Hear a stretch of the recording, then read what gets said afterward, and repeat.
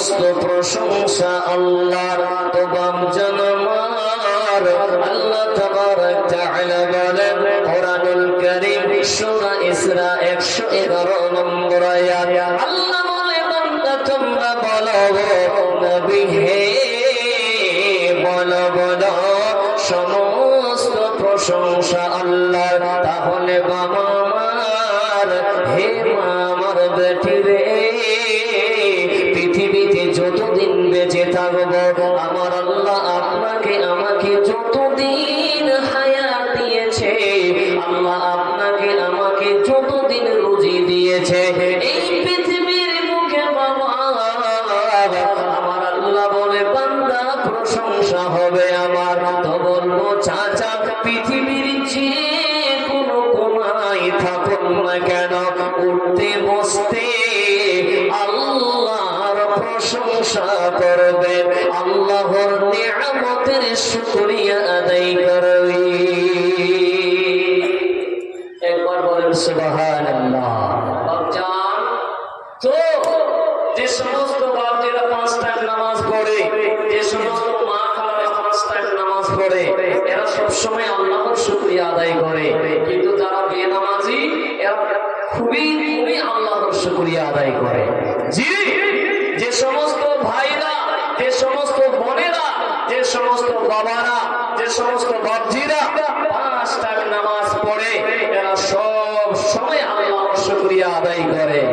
বন্ধু আমার, বাপজি হয়তো বুঝতে পারেননি আমরা 5 টাইম নামাজ পড়ি, তো আমরা কখন আল্লাহর শুকরিয়া আদায় করে। আমার আল্লাহ তাবারক তাআলা বলেন বন্ধু রে শুনে নেন বাপ, কোরআনুল কারীম সূরা ফাতিহায় আল্লাহ বলেন বিসমিল্লাহির রহমানির রহিম আলহামদুলিল্লাহি রাব্বিল আলামিন। সমস্ত প্রশংসা, সমস্ত গুণগান, সমস্ত তারিফ, সমস্ত প্রশংসা রব্বুল আলামিনের জন্য। তাই বাবা আমার, হে মারা বেঠিরা আমার, প্রত্যেক নামাজে হইবা ফরজ নামাজ হব, হইবা নফল নামাজ হব, হইবা সুন্নত নামাজ হব, আপনি যে কোনো নামাজ পড়েন না কেন প্রত্যেক নামাজে সূরা ফাতিহা বলতে হয়। হয় না বলেন? প্রত্যেক নামাজে সূরা ফাতিহা বলতে হয়, পড়তে হয়। যে ব্যক্তি নামাজে সূরা ফাতিহা পড়ল না রে, তার নামাজ হবে না। তবে এর একটা মাসালা আছে বন্ধু, কোন ব্যক্তি যদি রুকু পেয়ে যায় তাহলে সে রাকাতটা পেয়ে গেল। কিন্তু বাবা প্রত্যেক নামাজে প্রত্যেক রাকাতে আমাদের সূরা ফাতিহা বলতে হয় আলহামদুলিল্লাহি রাব্বিল আলামিন। সমস্ত প্রশংসা হলো আল্লাহ। সমস্ত প্রশংসা কার হবে বাপ? এবার জোরে বলা যাবে কার হবে? মুখে খৈনি আছে আপনাদের নাকি? যে যে সুবহানাল্লাহ বললে বা আওয়াজ দিলে মুখ থেকে খৈনিটা পড়ে যাবে না? পান খেয়ে এসেছেন আপনারা? হায় রে মুসলমান, তো প্রশংসা হবে আল্লাহ, গুণগান গুণকীর্তন করতে হবে আল্লাহর, শুকরিয়া আদায় করতে হবে আল্লাহর। তাই বাপ, আজকে আমরা আল্লাহর সঙ্গে নিমক হারামি করছি। জি, আল্লাহর সঙ্গে নাফরমানি করছি। আমার আল্লাহ আপনাকে আমাকে এত নিয়ামত দিয়েছেন, সেই নিয়ামতের শুকরিয়া আদায় করতে করার সময় পাচ্ছেন না। এ মা, গল্প করবেন না, শুনেন ভালো করে। কালকে বাড়িতে বসে গল্প করবেন, আজকে কমসে কম গল্পটা করবেন না। মাজা উঠতে বসতে আল্লাহর শুকরিয়া আদায় করতে পারছেন না। বাপজান আমার, আমার আল্লাহ তাবারক তাআলা কত নিয়ামত দিয়েছে, ওই নিয়ামতের যদি গণনা করে আমার আল্লাহ কোরআনুল কারীম সূরা ইব্রাহিম 34 নম্বর আয়াতে আল্লাহ বলেন বিসমিল্লাহির রহমানির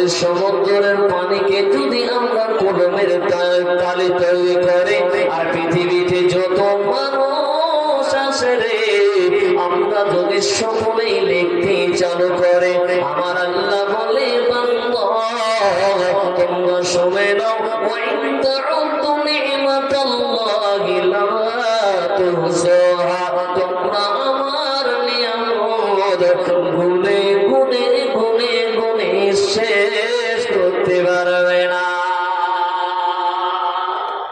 কে আছে একবার হাতটা খাড়া করে দেখান তো, যে আল্লাহ তাবারক তাআলা আপনাকে আমাকে যে নিয়ামতগুলো দিয়েছে আমি গুনে গুনে শেষ করে দিতে পারবো? কেউ আছেন এই পৃথিবীর বুকে? বলেন একজন হাতটা খাড়া করে দেখান। ও যত বড় আলেম হোক, মুহাদ্দিস হোক, পৃথিবীর বুকে যত আল্লাহওয়ালা হোক, কেউ আছেন জোরে বলেন তো, কেউ পারবেন লিখে শেষ করতে? পারবেন? পারবেন না। পৃথিবীর বুকে এমন কোন মানুষ নাই যে আল্লাহর নিয়ামতগুলো গুণনা করে শেষ করতে পারবে। আমার আল্লাহ বলে বান্দা তোমরা আমার নিয়ামত গুনে গুনে শেষ করতে পারবে না। এবার চলিবা আপনাকে আমাকে আল্লাহ তাবারক তাআলা কি নিয়ামত দিয়েছে। সর্বপ্রথমে আল্লাহ তাবারক তাআলা আপনাকে আমাকে কি নিয়ামত দিয়েছে বলেন তো? কি নিয়ামত দিয়েছে বলেন? জানা আছে? জি, কেউ বলতে পারবে যে আল্লাহ তাবারক তাআলা আমাদেরকে প্রথমে কি এমন নিয়ামত দিয়েছে বলেন তো? জি বন্ধু, শুনলে হবে না, আমল করার চেষ্টা করবেন। মন দিয়ে শুনুন চাচা, হে আমার চাচারা, কিসসা কাহিনী বলে টাইমটাকে নষ্ট করব না। হে আমার চাচা, আল্লাহ তাবারক তাআলা আপনাকে আমাকে কি নিয়ামত দিয়েছে বলে? এক নম্বর নিয়ামতটা খালি বলেন যে আল্লাহ তাবারক তাআলা আমাকে সর্বপ্রথম এই নিয়ামতটা দিয়েছে। বন্ধু, আপনাদেরকে একটু অন্য দিক থেকে নিয়ে আসি। 3 বছর আগে বন্ধু, হে বাবা জান আমার, 3 বছর আগে একটা ভাইরাস নামে এসেছিল, করোনা ভাইরাস এসেছিল। বলেন না, ওই করোনা ভাইরাস যখন বন্ধু রে আসলো, তো করোনা ভাইরাস এত মারাত্মক, তখন ওই সময়টাতে এমন মানুষের ভিতরে ভয় লেগে গেছিল। কেউ বা ভয়ে মুসাফাও করছিল না। এমন কিছু মসজিদ ছিল, মসজিদে নামাজ পড়তে যেত না, কেউ কারে হাত দিত না, কাপড়ও পরতো না। ঠিক না ঠিক বলেন? ঠিক না ঠিক বলেন? ভয়ে মুসাফা করতো না। জি, আমাদের আলেমদের ভিতরে একটা ভয় ঢুকে গেছিল যে মুসাফা করলে হয়তো করোনা ধরে পড়বে। কি বলা? জি, তো ভয়ে কেউ মুসাফা পর্যন্ত করছিল না যে করোনা ধরে নেবে, আমি তাই এত তাড়াতাড়ি মরবো না। কেউ বাড়ি থেকেও বের হতো না। বন্ধু আমার, ওই করোনার সময় এত মানুষ মরেছে, এত মহিলা মরেছে, কারো আম্মা মারা গেছে, কারো আম্মা মারা গেছে, কারোর জানাজার নামাজটুকু জুটেনি। বন্ধু শুধু তাই নয়, জেসিবি এনে মাটি খুঁড়ে গরুগুলোকে যেমন দাফন করা হয়, ওই গরুদের মতন মা বাবাকে দাফন করা হয়েছে। ঠিক না ঠিক বলেন বাবা? ওই সময় মানুষের হাহাকার হয়ে গেছিল, হাসপাতালে জায়গা ছিল না। কোথায় পাওয়া যাবে অক্সিজেন? কোথায় আছে অক্সিজেনের সিলিন্ডার? সকলেই যেন সেটা চাইতো। বন্ধু আমার, আপনাকে এটাই বোঝাতে চাচ্ছিলাম বাবা, পৃথিবীর বুকে যখন একটা মানুষ আছে, যখন বাচ্চা ভূমিষ্ঠ হয়, ওই বাচ্চাটা যদি আল্লাহর অক্সিজেন না পেত, আপনি আমি যদি ওই দিন, যেই দিন দুনিয়াতে আসে,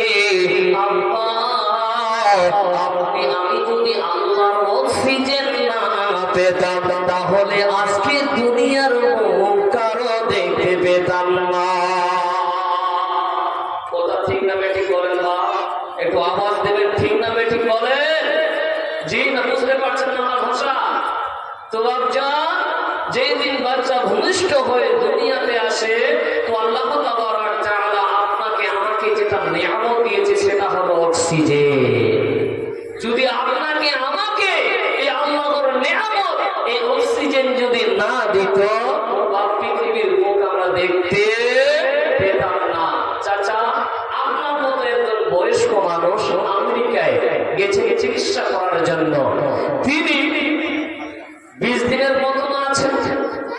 তো লোকটা সুস্থ হয়, হওয়ার পর লোকটা টুকরে টুকরে কান্না করছে।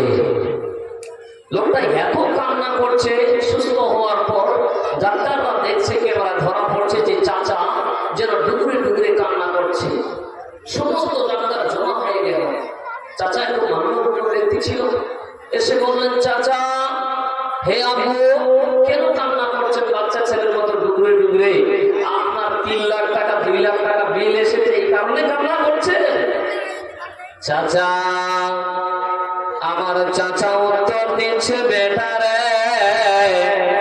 আমি বাচ্চা ছেলের জন্ম মতো আমি ডুবুরে ডুবুরে কান্না করছি।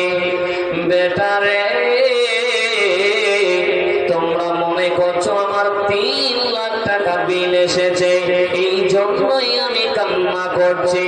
না না না বেটা, আমার টাকা ওঠেন টাকা, আমার টাকার টেনশন নয়। আমার যদি 1 টাকার বিল আসতো তবু আমি টেনশন নিতাম না, কিন্তু আমি এই জন্য কান্না করছি। বেটা রে, এই 1 ঘন্টা 1.5-2 ঘন্টার অক্সিজেনের কারণে জন্য 2 লাখ টাকা 3 লাখ টাকা বিল আসে, কিন্তু বেটা আমার এখন আমার 60-70 বছর বয়স। বেটা রে, 2 ঘন্টা কারণে 3 লাখ টাকা বিল এসেছে, কিন্তু 70 বছর ধরে আমি আল্লাহর অক্সিজেন নিচ্ছি।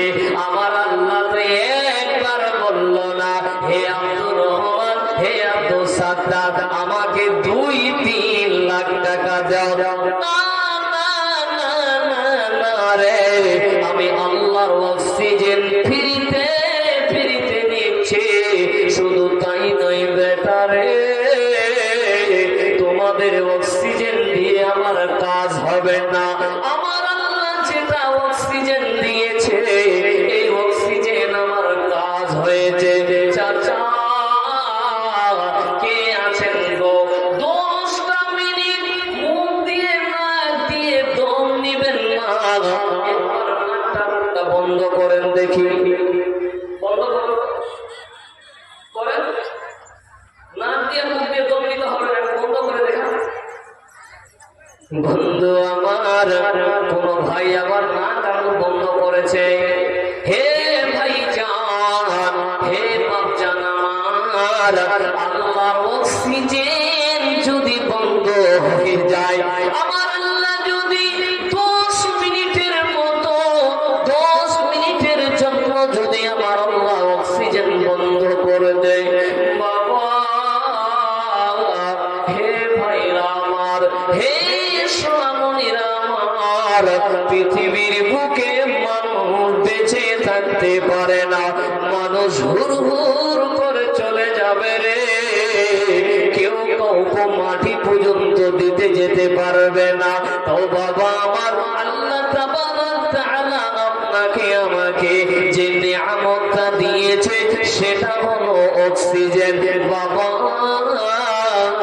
আজকে যদি আপনার অক্সিজেন বন্ধ হয়ে যায়, আপনি যদি শ্বাস না নিতে পারেন, যাদের শ্বাসকষ্ট আছে ওই সমস্ত চাচারা, ওই সমস্ত চাচিরা যেন রাতে ঘুম হয় না, ঘুম থেকে উঠে বসে থাকে আর মুখটা খালি হা হা হা হা এইভাবে করতে থাকে, তাহলে চাচা আল্লাহর নিয়ামত নিয়ামত, এই নিয়ামতের জন্য একবার আল্লাহর কাছে শুকরিয়া আদায় করেন, বলেন আলহামদুলিল্লাহ।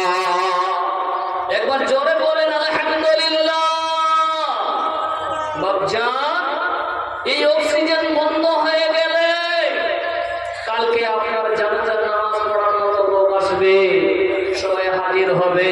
আজকে হঠাৎ করে মৃত্যু হয়ে গেল, কালকে এলান হবে গ্রামবাসী অমুকের মৃত্যু হয়ে গেছে, দুনিয়া থেকে চলে গেছে। বেটি আসবে, বেটা আসবে, বলবে বাবা, এ বাবা আমার একবার ডাকো আব্বা। আমার কলিজাটা ঠান্ডা হয়ে যাবে। আমার এক বন্ধুর মা হঠাৎ করে মৃত্যু হয়ে যায়, বন্ধু এসে বলে ভাই রে, আমার কলিজাটা কেমন যেন করছে মায়ের জন্য। আমার বন্ধু বলে আমার মা কালকে তো ভালো কথা বললো, আর আজকে আমার মা দুনিয়া থেকে বিদায় হয়ে গেল। আজকে যদি আমার মা একবার ডাক দিত, আমার বন্ধু, আমার কলিজাটা ঠান্ডা হয়ে যেত। আমার বন্ধু যেন মায়ের জন্য দূরে দূরে কান্না করছেন। তাই বাপজন আমার, যেই দিন আপনার আমার অক্সিজেন বন্ধ হয়ে যাবে, এই দুনিয়াতে আর ঠিকানা থাকবে না।